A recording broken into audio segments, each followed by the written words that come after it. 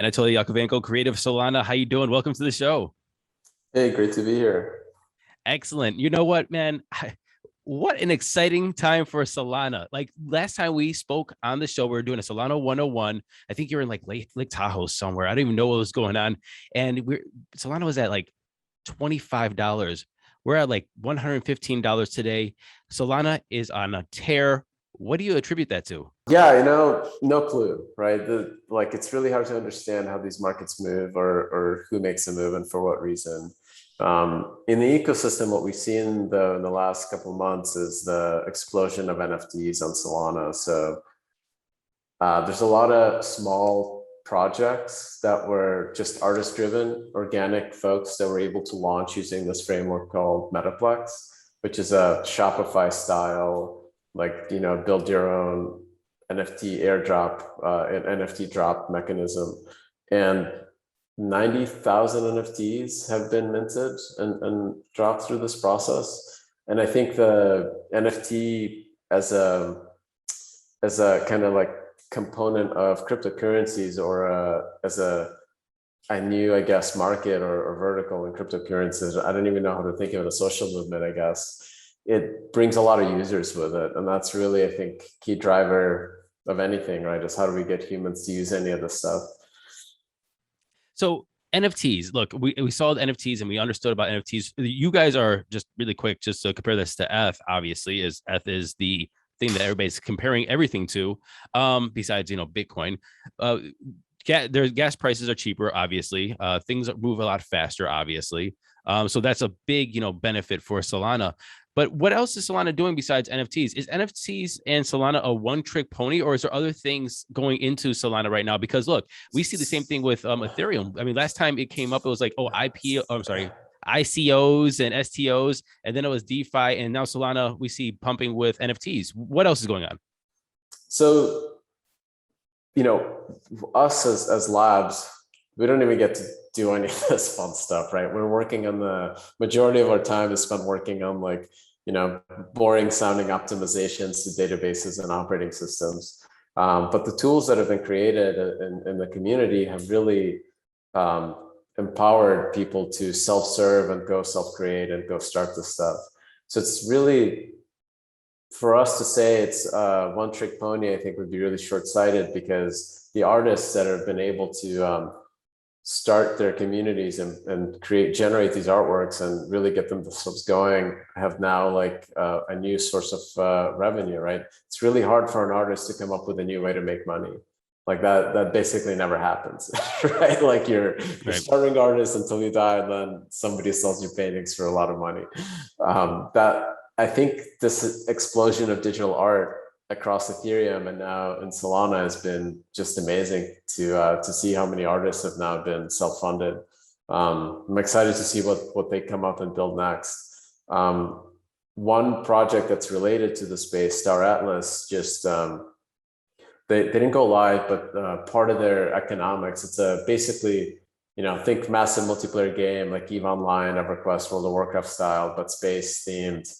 All of their items, currencies, everything is on chain. So it's this really ambitious AAA effort to go build a game, but because everything has real value, is now its own digital space, right? Its own metaverse, it's play to earn, it's NFTs, it's cryptocurrencies, it's everything in between, all in one game. So those guys just launched their currencies and had like a tremendous launch as well. That was just last week, but since we spoke, I don't know if you remember, the Mango IDO was like the almost used up half of the USDC that was available on Solana as part of their auction. Just pretty crazy to see the projects that were in the hackathons from the last time we talked are now all launching. And if I had to attribute the growth of the network from an economics sense, it would be from those people. Like the fact that they went from idea to product to now product market fit. I had somebody on the show and I just want to comment on what you said about artists. And I think that's just the most amazing thing that's happening when it comes to NFTs right now is I was talking to this artist probably about maybe a year ago or more on the show, and he just started getting into NFTs, making art on NFTs, and he was in Mexico City. And he had a full-time job, and then after a while, he quit his full-time job. He has 4 kids. I found out he's taking care of his whole family, and then he just paid off his mom's house, all by quitting his job, making art in NFTs. And I think that is absolutely amazing what you guys have built for artists and community members to build off of and build on, and just live their lives, the best lives that they absolutely can. You mentioned RPGs and other massive games like that. What other aspects or other, I guess, maybe products that are coming out on Solana that is going to be a direct competitor either to what's happening on other blockchains, or that you're very excited about? Like I think we're kind of at this place, I think both with Solana, Ethereum, and cryptocurrencies in general, that just people are shipping everything. Where this is so different, what's so different about this cycle than the previous one is that we're not talking about white papers and people raising capital to go build something. It's here's a new product, here's a new idea, here's a new spin on how to combine maybe games and NFTs or music and art and whatever, and how to build communities. And it's the financial aspect of these things is happening with real life products and real life communities. So this is really, really different, right? Like from any other cycle in cryptocurrencies that we've seen before. So I'm really excited. Just like the next year, I think is going to be really, really interesting. Like, what are these projects that have an opportunity to get to, I don't know, 50 million users, all using the same NFT community or the same token or the same game that has crypto economics in it?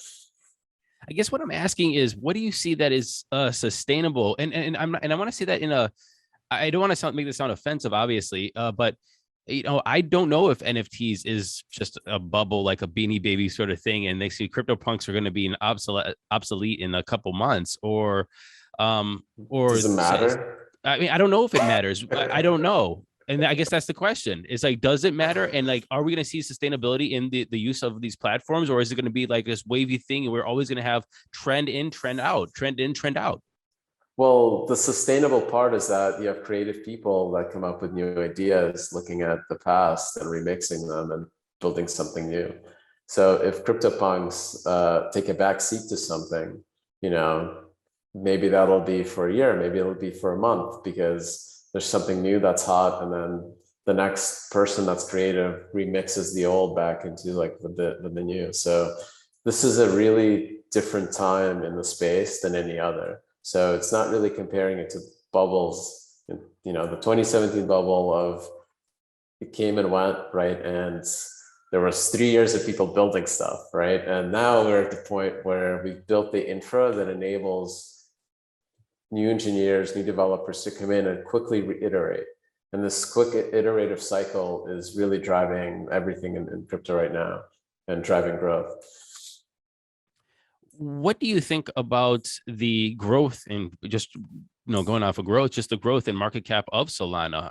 Look, I don't want to talk about price or speculation, obviously, but moving Solana into the top 10 moves it into a radar that wasn't there before. Yes, it was, but now it's just like almost like you have been validated for the bullishness you have on your product, and everybody's just like, oh, I see it now.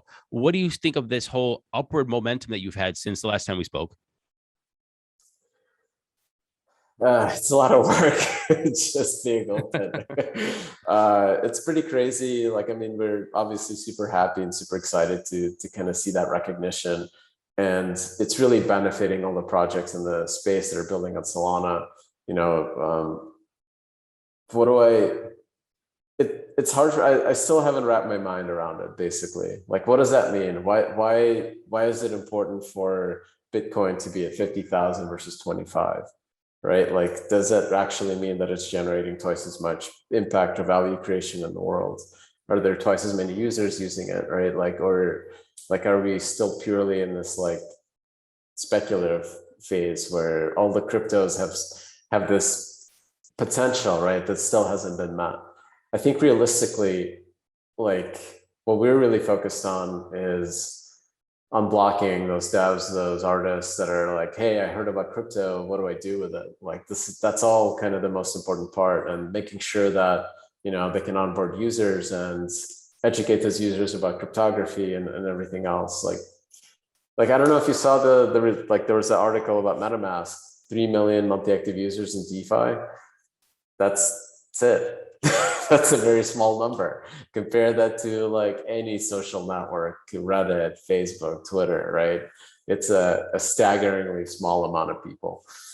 I mean, but I also saw an article that said, OpenSea had 3 million or $3 billion in revenue in I'm sorry, in transactions. It was a revenue or transactions, whatever. In volume, 3 billion yeah, of transaction volume. volume.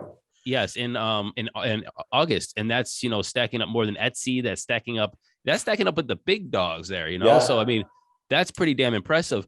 I guess. So what does it mean, right? If it's a small number of users that are driving this, it's crazy, right? But that's what I'm saying, and that's why I said it's a trend in and then out. And you said, does it really matter? And that's what I'm wondering is like, this space is kind of like getting validated that these are actual things with actual use cases and actual people doing things. And if NFTs go away and all of a sudden the Beanie Baby bubble busts and everybody goes away, the critics are all of a sudden say, well, told you again, told you you're wrong again, and then we have to defend the industry over and over and over again. I think regardless of prices and bubbles and those things, the economics are going to matter less because you have so many new people that are able to ship and get to market. So whatever that fad passes, there's already 100 people literally just like, what am I building in crypto? Like they're already thinking about this, already started writing that first line of code, and they're getting to market. And on Solana, they're getting to market with a chain that has low fees and is able to scale, and they never have to worry about a whole bunch of issues that you see on Ethereum. So, that's really like kind of the difference now. That like, it really feels much closer to late, I don't know, maybe that started that curve in the internet when you started seeing a ton of projects come in with real functioning products that you could experiment and play with. Like we're maybe at the phase where like email started working on the internet. That actually brings up a good point. Because of Solana's rise and its placement now in the space, and being in the top 10 is not a little thing, no matter if we're just talking about the price of the coin or the market cap. All eyes are pretty much on those coins or those projects. Do you feel more responsibility? For sure, right? It's like, if anything, yeah, it just feels like the pressure's on, and the engineering. What kind of pressure? What is the pressure and responsibility you feel? Is it so that there isn't a hack, or because you're worried that people are buying now and the price is going to drop? What is the pressure that you're feeling? It's really that there's the opportunity, I think, to change the world, and like how do we actually like make sure that this technology gets in front of people, that they get to use it, that they see the benefits of it, and find those devs that want to build those products. It's just, we were doing that before, but now it feels like we got to do 100x of that, right? Like it, and like we're lucky that it's not just us doing all this stuff. There's a whole community of people now that are part of this effort. But it definitely feels just like there's now a burning fire to move a lot faster. Try to move as fast as you can. Do you feel that there is any competition coming up from ADA or Cardano now that they've launched their smart contracts, or will still on the 12th? Paul Graham always said, don't look at the big companies, the big projects. Always look at what the startups are doing. What's the smallest, hungriest team that's executing in the space? So I'd honestly be more the likelihood of I think another up and coming chain is probably higher than one of the majors that have been stuck in the top 10 for the last 5 years of doing anything. Very interesting. Yeah. Last question I want to pick your brain about, because look, this is something I've never got a chance to experience in your I guess level, in a certain small level I have, but I guess that's just freedom. And look, with the rise of the market cap of Solana, it gives you a lot of more freedom as an individual, as a creative, to try to figure out what your next move is and how you want to develop even Solana, if Solana is still your next move. what are you thinking about, like, as a person that has now a much more economic freedom, I would assume, a lot more ideas that you want to see come to fruition? What are you like saying that this is now my goal? Uh, if I had like time, I would be working on climate change. Like that's like always, Word. Okay. yeah. And is that something that you could bridge Solana into, or is that a whole different other project? It would be a whole different other project. I feel like there's an opportunity for cryptocurrencies to accelerate some of this. It's not, I don't think it needs anything new. We have all the technology and the pieces to make it work. We just need to have more people that are smart and resourced and connected. And there's no more network than crypto of connected people around the world that are driven and know how to build shit. That's the most hyper connected set of people. So figuring out a way where we can move stuff faster would be, I think, if I had time, that's what I'd be working on. Where like Solana comes into play in terms of like what we want to do in the future at the protocol level, it's engineering work. It's not computer science work, and it's hard and it's fun, and it's going to have a ton of impact because it's going to allow these networks to scale to, you know, 1 billion people or 100 million people with 100 accounts each or whatever. However you want to imagine like these things getting cheaper and start replacing Web2 services. You know, it's going to be, you know, as cheap and as fast to send 0.002 cents on Solana as it is to see an ad from Google, right? And if you start getting into those points of inflection where cryptocurrency and doing financial stuff on these networks is cheaper than advertisement, right? Then cheaper than like stealing your attention. Just all these people are going to start figuring out new business models to get away from like the old and start building with the new. So that's coming, right? That's just engineering. Stuff gets faster, things get optimized, things get cheaper. So that's just a pretty exciting time. And like not in any way less important than what you saw with like, you know, 2G networks moving to LTE to 5G, right? It was a bunch of engineering work and it took 10 years. I'm hoping this is going to be 5 years, but it truly revolutionized everything, right? Like that's the kind of stuff that I'm really excited about. I want to pop back over to climate change for a second because I just want to, I guess, get your opinions. Like, what's the best way to tackle that? Because look, I've seen like, you know, carbon credits. I've seen people, but at the end of the day, it's all about making actual change, people changing their habits, you know. How would you approach it? Dude, just build a decentralized global utility of shared solar power. Like we don't need the state, we don't need anyone else. We have tokens, we have cryptography, we can measure exactly who's providing energy where, and this could run totally separate from anyone else's bullshit. Like, and look at helium, right? It's inconceivable for somebody outside of crypto to imagine that you could build a carrier, like a wireless carrier, which is only like AT&T, Verizon, everywhere else in the world. These are effectively, you know, arms of the government, the federal government in that space. Like no other place in the world that really has a ground up user supplied, like just here's the hardware, here's the network, here's the cryptography to make sure everyone's doing a good job. You can do that with energy, right? And like I think these kinds of attempts could be really impactful because crypto is really global and moves really, really quickly. Moves way faster than any policy decision maker ever can. Interesting. Anatoly Yakovenko, creator of Solana, thanks for coming on the show and, you know, just talking all kinds of things. I don't even know where we ended up at, but I'm going to end up there with climate change because honestly, you're a brilliant dude. Obviously, a lot of ideas. I would talk to you for hours. I know that you have a meeting probably right about now, and we have to get off the phone. But I thank you for coming on and, you know, sharing those ideas with me. And, you know, congratulations all this with all the success for Solana. For sure. Thank you so much. Take care.